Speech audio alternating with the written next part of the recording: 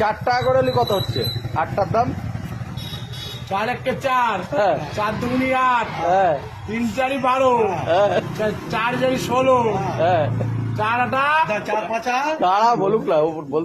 4 4 20, হ্যাঁ তারপরে 4 6 24, হ্যাঁ তারপরে 4 6 28, 4 6 না 4 7, 4 7 21, 4 7 28, 4 7 28, 4 8, 4 8 32, এই তো সব শিখেছে, 3 7 2 32, আচ্ছা সব শিখেছে।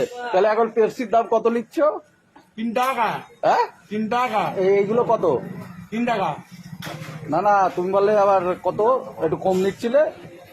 কম নেই, হ্যাঁ কম নেই। আমি যদি 4 টাকা দেই তাহলে তুমি কি নেবে? হ্যাঁ হবে না? কত নেবে? 6 টাকা যদি দেই তাও হবে না? ঠিক আছে।